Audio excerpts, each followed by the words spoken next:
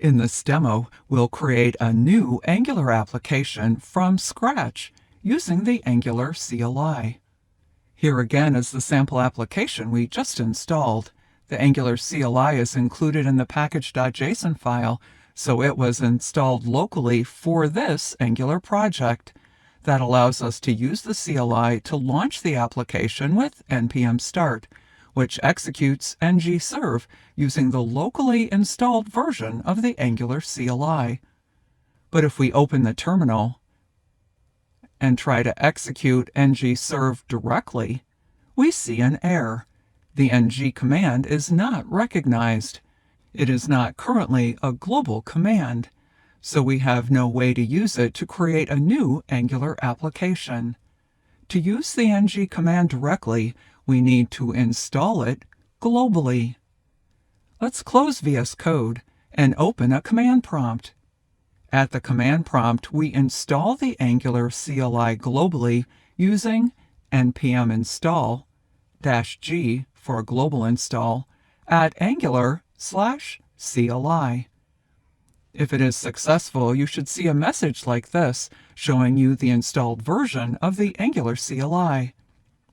With the CLI installed globally, we can use the ng command from anywhere. We are now ready to create a new Angular application. Navigate down to a desired folder for the new application. I'll put mine here. Then type ng for the Angular CLI, new to create a new Angular application, then the name of the new application. Let's call it apm-new so we don't get it confused with our apm sample application we installed earlier. We use the -- prefix command to define a prefix of PM for product management. We'll talk more about where the prefix is used shortly. The CLI then asks us several questions. It asks if we want to add Angular routing. We'll talk about routing later in this course, so for now, let's say no. Lastly, it asks which style sheet format that we want to use. The arrow keys move the selection. Let's stick with CSS. Click Enter to continue. The Angular CLI starts generating all of the setup and configuration files required for the Angular application. We'll go through each of these files in the Angular CLI module later in this course.